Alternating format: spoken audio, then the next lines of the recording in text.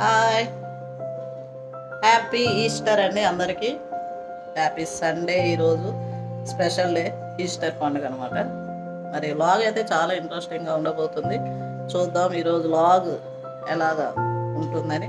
చివరి వరకు చూస్తూ ఉండండి, ఓకేనండి. ఇప్పుడు ప్రస్తుతం రెడీ అయిపోయాము, చక్కగా డ్రెస్సులు వేసేసుకున్నాము. హ్యాపీ నేను వన్స్ అగైన్ అందరికీ హ్యాపీ ఈస్టర్. చర్చికి వెళ్తున్నాము, బయలుదేరుతున్నాము, ఓకేనండి. వీలైతే చర్చిలో కొన్ని క్లిప్స్ చూపిస్తాను మీకు.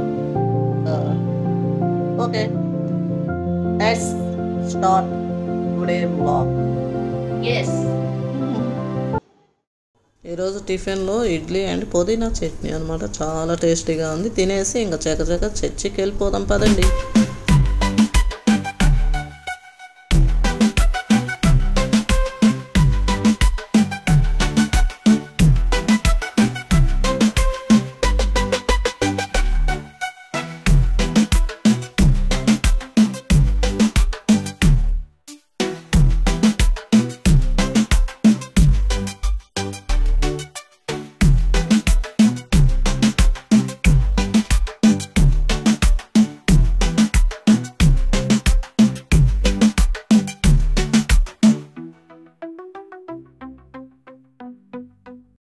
కుళ్ళు పట్టదయ్యవు. జీవ మార్గమును నీవు నాకు తెలియజేయుదువు. జీవ మార్గమును నీవు నాకు తెలియజేయుదు. నీ సన్నిధిని సంపూర్ణ సంతోషములు కలదు. Praise the lord.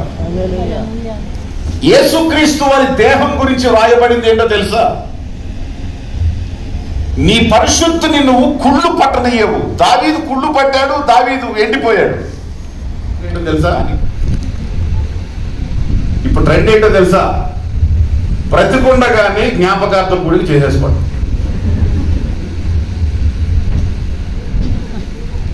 బ్రతికుండగానే జ్ఞాపకార్థం గుడికి చేసుకోండి. ఎందుకు?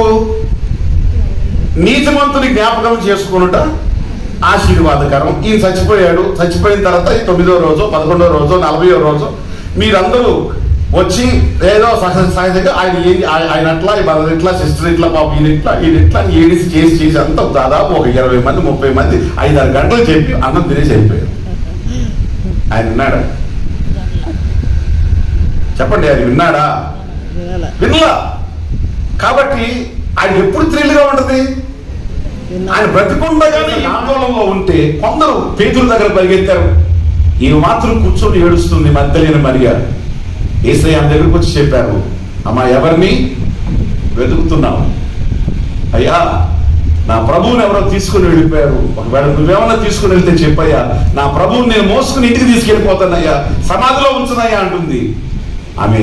అప్పుడు అన్నాడు యేసు ప్రభు గారు, మరియా.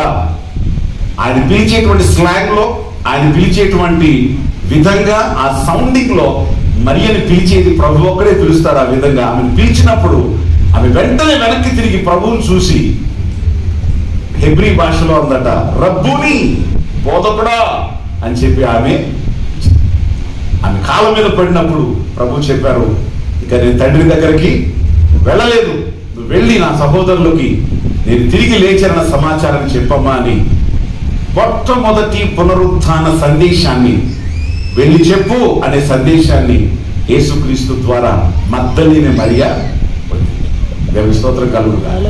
హల్లెలూయా, ప్రైజ్ ది లార్డ్. ఇంటి వేసిన తర్వాత ఇక భూమి మీద మరణం అనేది ఉండదు. నెక్స్ట్, దేవుడు సమస్తమును, అయితే ఇప్పుడు చెప్పేది ఏమిటంటే, దేవుడు సమస్తమును క్రీస్తు పాదముల క్రింద లోపరిచి ఉంచెను. అందరి జాగ్రత్త చూడండి, దాన్ని అండర్లైన్ చేసుకోండి. దేవుడు సమస్తమును క్రీస్తు పాదముల క్రింద లోపరిచి ఉంచెను. సమస్తమును లోపరచబడి ఉన్నదని చెప్పినప్పుడు ఆయనకు సమస్తమును లోపరిచిన వాడు తప్ప సమస్తమును లోపరచబడి ఉన్నదను సంగతి విషదమే. మరియు సమస్తమును ఆయనకు లోపరచబడి దేవుడు సర్వములో సర్వముకు నిమిత్తము కుమారుడు తనకు సమస్తమును లోపరిచిన దేవునికి తానే. రైట్, ఒక్కసారి జాగ్రత్తగా I will tell you the practicality of resurrection power.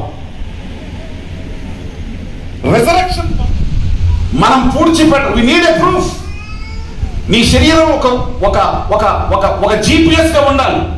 అది మట్టి అయిపోయినా కూడా, దాని మీద చెట్లు వచ్చేసి చెట్లు ఆ ఎరువుకు పెరిగిపోయినా కూడా అక్కడ లొకేషన్ దానికి. ఎందుకంటే ఆ దేహం ఆత్మ తాకబడిన దేహం కాబట్టి ఆ దేహంలో నుంచే మరలా ఆత్మ బయటికి.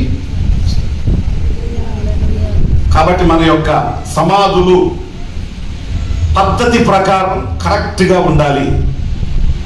కాబట్టి అది దేవుని పద్ధతి ప్రకారం చక్కగా జరగడం మంచిది. ఒకటి కార్య ఆరంభం కంటే కార్య అంతం మేలు. కాబట్టి మన యొక్క ముగింపుల గురించి కూడా ఖచ్చితంగా ప్లాన్ చేసుకోవాలి.